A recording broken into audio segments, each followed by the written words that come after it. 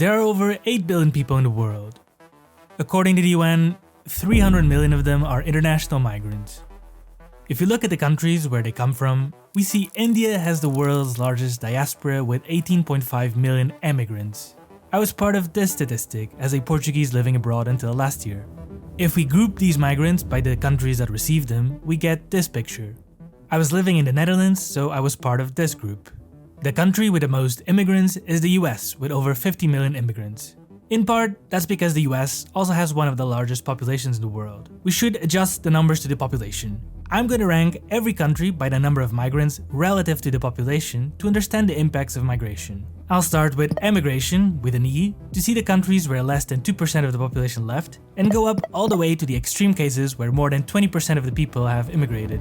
And then I'll look at immigration, starting with the countries where immigrants represent less than 2% of the population, and go up all the way to the countries with the highest immigration in the world. This video was inspired by the book How Migration Really Works by Hein de Haas. Let's start with the countries that few people leave. According to the data from the UN, there's 33 countries where less than 2% of the population emigrated. The more to the left, the less immigration, and North Korea has the lowest percentage of people living abroad, with only 0.2% of the people born there living in other countries. Not many people are able to leave North Korea. The size of the bubbles indicates the absolute number of immigrants. India has the biggest bubble of the chart, with the largest diaspora in the world. But since it also has a population of 1.4 billion people, these immigrants only represent 1% of the people born in India. In large countries, people who want to migrate often find opportunities for work and study in large cities in their own countries. In China alone, there are more internal migrants than all the international migrants in the world combined. From the 7 countries with the largest populations in the world, 6 are in this chart with very low immigration relative to their population. Right now, we only have 37 countries in the chart. When I made this chart, I was expecting to find rich countries here at the bottom, since I assume people don't want to leave these countries.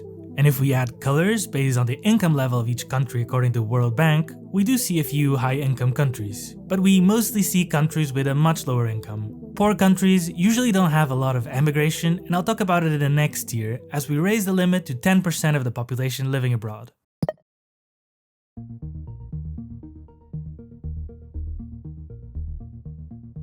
We now get more countries from all income groups and regions. There's Mexico, the 3rd largest diaspora in the world, with 8.5% of people living abroad, most of them in the US. I'm going to look at one of the last countries in the list, Morocco. 9% of the people born in Morocco live abroad, most of them in Spain and France. Morocco's economy has grown a lot in the past decades, and you would think that would make fewer people want to leave the country. But if you look at the number of immigrants relative to their population, we see that number went up as well. Emigrating is expensive. You need plane tickets, passports, visas, food, and temporary accommodation. The capabilities to migrate increase as a country develops. Once a country is developed enough that people go to school, watch TV, and start browsing the internet on their smartphones, that typically makes them want to move away from rural lifestyles towards urban areas. So the aspirations to migrate also increase as a country develops, at least until it reaches a high level of income. Emigration follows a U-shaped curve that increases as the country develops and only declines when countries reach high levels of income. For the emigrant, migration is an investment in a better future. For the countries they leave behind, we'll see the impacts in the next year.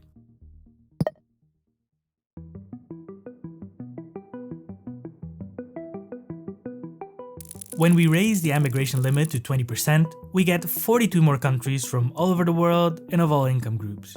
There's many stories to tell here, but I'm gonna pick my home country, Portugal. 17% of people born in Portugal live abroad. This is a big talking point here because almost 1 in every 3 young people born in Portugal live abroad in what is often called a brain drain. The impact of emigration on the origin countries is complex. Research indicates it also led to lower wages and productivity for the people who remain in Portugal, especially unskilled workers. But there's also a positive side. For starters, many migrants living abroad send money back home, known as remittances. I didn't realize this, but remittances are a huge part of the world economy. India alone received $138 billion from their immigrants in 2024. If we rank the countries by the remittances relative to the country's GDP, we see how important they are for some economies. For Tajikistan, it represents almost half of their economy. For India, it's 3.5% of the GDP, which I still think is impressive for a country of this size. Then, emigration can also motivate more people to invest in their education through a surprising phenomenon called brain gain. A famous case study for this is the Philippines. When the US changed immigration policy in 2000 to attract Filipino nurses, this motivated many young people in the Philippines to enroll in nursing education. But in the end, most of them didn't migrate, meaning the Philippines ended up with more nurses, a brain gain. And since many migrants use remittances to finance the education of their children back home, that also contributes to the brain gain. Finally, many migrants end up returning to their origin countries and bring back knowledge, expertise, and money to invest in businesses back home. But you don't need to emigrate to start your own business. You can launch your online business in minutes with Odoo, the sponsor of this video. Odoo is an all-in-one management platform that provides entrepreneurs with more than 45 applications to simplify the daily management of their business. Their e-commerce app allows you to quickly build your own online shop for free. The configurator guides you through a few simple steps to build your e-commerce site, and Odoo generates the structure of your website based on the information you previously provided. To edit your site, there are no technical skills required. You can drag and drop blocks onto your website and you can easily adjust the layout. You can easily create the products you want to sell by entering the name and price, then customize your product page by adding images, a description, and adjust the layout by adding content blocks. And just like that, you get a professional looking e-commerce with little effort. Odoo allows you to launch your e-commerce for free with its lifetime free first app offer, including unlimited hosting and support. You will also get a personalized domain name free for 1 year. The invoicing app is automatically included as it's linked to the online store. You can add more apps anytime and unlock the full suite for an affordable subscription. Click the link in the description to get started. Let's look at the countries with the highest emigration in the world. When we look at the highest emigration rates in the world, a few things stand out to me. Monaco has the highest emigration in the world, but it's a bit of an outlier, so I'm going to remove it from the chart. Then there's several Caribbean countries with a very high emigration, much of it towards North America and the former colonial countries in Europe. Venezuela also appears in the chart with the worst refugee crisis in recent Latin American history. And then we see countries with recent wars that caused mass displacement. Refugees from Syria in particular had an impact in the immigration policies in Europe, and we'll discuss that as we move towards the impacts of immigration in the destination countries. Let's start with the countries where immigrants represent less than 2% of the population.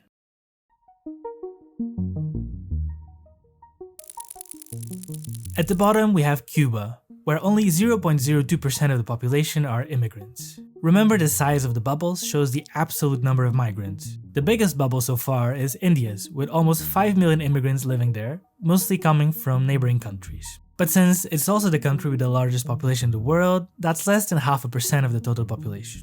So far, we don't see a single high-income country on this list. We need to raise the immigration limit to find them.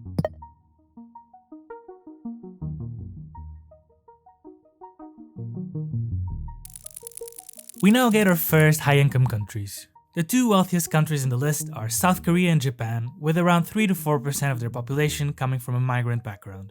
They stand out among the world's liberal democracies for their restrictive immigration policies. It's hard to ignore the aging population of these countries when we talk about migration. If you've watched my previous video, you know South Korea has the lowest fertility rate in the world, with 0.72 children per woman in 2023, and this is already affecting the labor force. However, it's also important to understand that immigration is a temporary solution and does not solve the root problem of population aging. Even if immigrants come from countries with higher fertility rates, they tend to converge to the fertility rates of the natives in the next generations. Then, there are simply not enough immigrants in the entire world to satisfy the global labor demand, especially in large countries like China. And finally, since 2/3 of the world already live in countries below the replacement fertility rate, it's not even clear where immigrants will come from in the future. For the time being, some small countries do get away with this strategy, as we'll see at the end of this list. Let's raise the immigration to 10% of the population.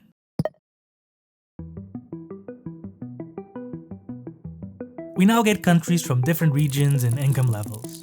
The biggest immigrant group so far is in Russia, with 7.6 million migrants coming mostly from neighboring countries. The next one is in Turkey, with 7 million immigrants making up 8% of the population. Almost half of the migrants in Turkey are refugees, most of them from Syria. Earlier I mentioned there's an estimate of 304 million international migrants in the world. About 45 million of them are refugees, asylum seekers, and other people in need of international protection. If we group these migrants by the countries that host them, we see Turkey has one of the world's largest populations of international refugees and asylum seekers, with almost 3 million people coming mostly from Syria.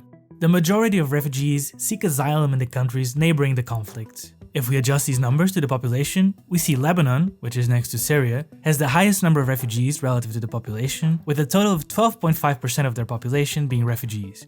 and Chad hosts many refugees from the civil war in Sudan. However, during the 2015 Europe migrant crisis, around 1 million refugees crossed the Mediterranean to Europe, which sparked a political discussion around how to deal with this sudden inflow of migrants, which we'll discuss in the next years. Let's raise the immigration to 15% of the population.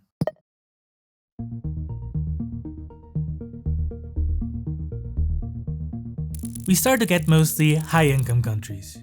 And if we increase the limit just a little bit, we get the biggest bubble of the chart. The US.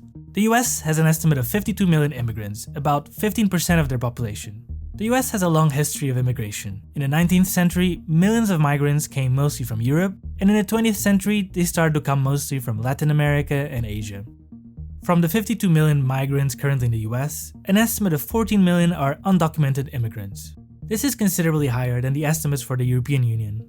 The author of this book, a known immigration researcher, argues there's a few reasons for this. First, the border with Mexico is easier to cross than the Mediterranean Sea. Border policy is a complicated topic. Increasing border restrictions can actually increase immigration. Despite discouraging some people from trying to cross the border, it pushes others to alternative routes, often illegal and dangerous, and it encourages the immigrants already living in the country to stay longer, knowing they might not be able to return if they cross the border back home. In the US recently, irregular migrant encounters at the border with Mexico hit an all-time high in December 2023, and after a change in policies, the numbers hit their all-time low in 2025. The second reason why the US has so many irregular migrants compared to the EU, according to the author of the book, is because there hasn't been a legalization campaign in 40 years. The EU has done more campaigns to give legal status to undocumented migrants, with Spain being the latest example. And the third reason has to do with the fact that in the US, employers hire irregular migrants with virtually no legal consequences. Contrary to what many people think, most irregular immigrants in the US are people who enter legally and overstay their visa. The laws prohibiting the employment of undocumented workers are almost never enforced, and since employers have a demand for labor, they keep hiring them anyway. Unauthorized immigrants represent 9% of the workforce in all service occupations, 19% in construction, and 24% in farming.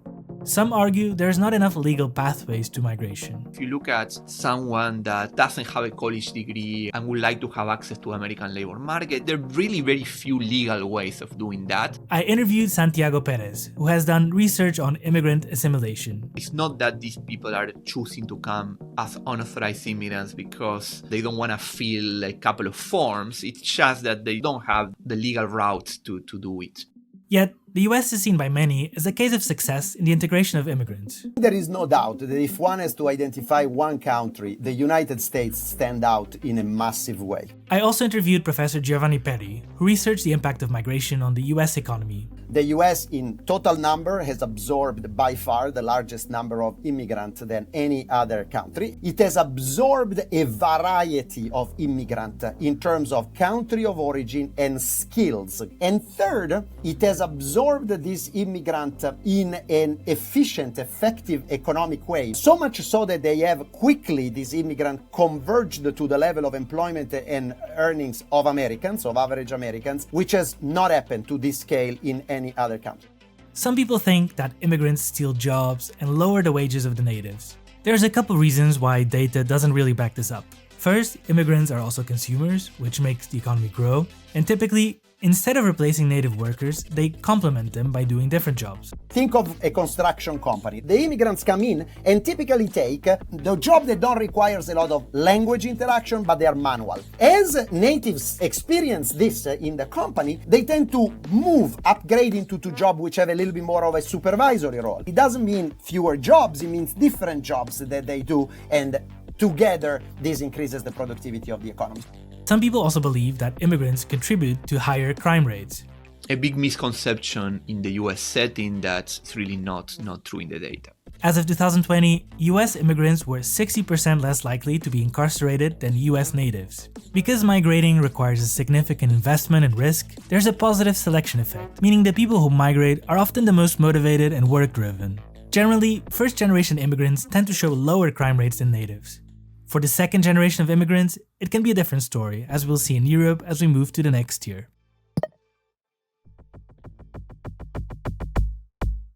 When we increase immigration to 30% of the population, we get mostly European countries. I'm going to look at the European Union and the UK, which was part of the Union until Brexit. As a whole, the EU has slightly lower immigration than the US. Most of Eastern Europe doesn't have many immigrants, whereas countries like the UK, Germany, and Spain have higher shares of immigrants. Europe has faced some challenges with the integration of immigrants. If I have to say country where there are signs of clear, a little less successful integration of immigrants, I would indicate France and Germany as two of these countries. Let's look at the research on how to successfully integrate immigrants. There seems to be one crucial factor. Access to the labor market is the crucial one. France and Germany, their labor market are organized so that the employed people are quite protected. This dynamic has helped the people who are in the labor market, but has made it hard for newer comers. The US and the UK have a much more flexible, fluid labor market. Jobs are created and jobs are destroyed. People come in and they can contribute. A second key factor mentioned by researchers is having clear pathways to citizenship. The prospect of gaining access to citizenship motivates migrants to invest in their education and skills and in their new life in their new home country.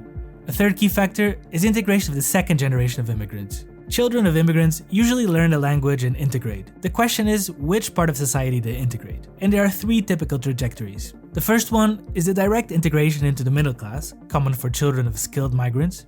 These children often outperform native-born children in school, and an example of this is the children of Indian and Chinese immigrants in the UK. The second trajectory is the integration into the middle class with the support of an immigrant community.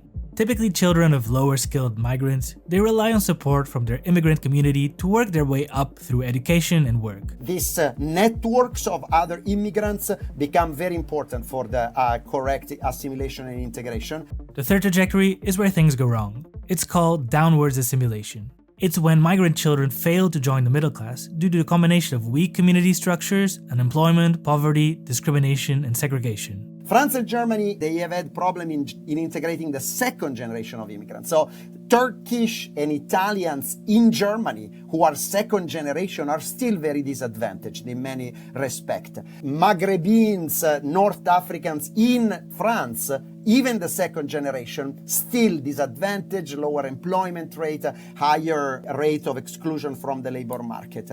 And there's also other factors that can make the integration easier, like language and cultural similarities with the host country. These challenges also generated discussion during the migrant crisis of 2015, where 1 million refugees and migrants crossed the Mediterranean towards Europe, most of them from Syria.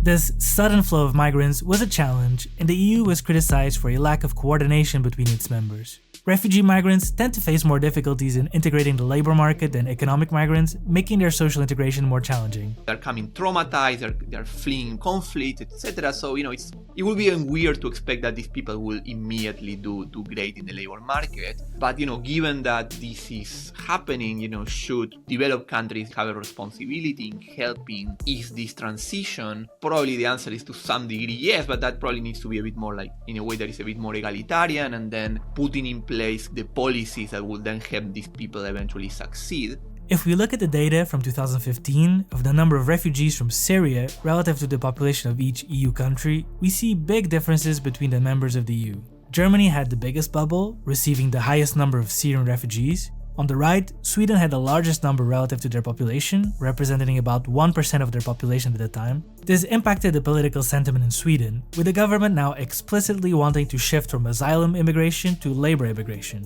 And on the left, some countries received virtually zero refugees.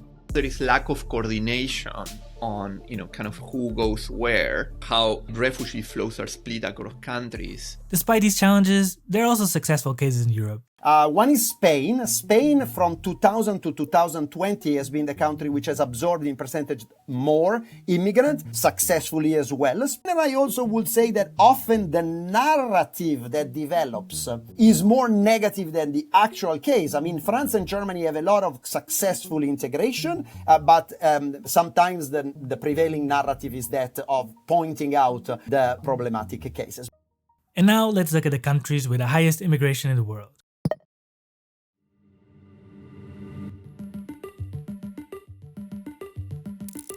We see a few small states like Monaco and Andorra. There's Australia, Switzerland, and Singapore. We also see Jordan, a country with a high number of refugees. And then we have the Gulf states. 77% of the population in Qatar comes from a migrant background.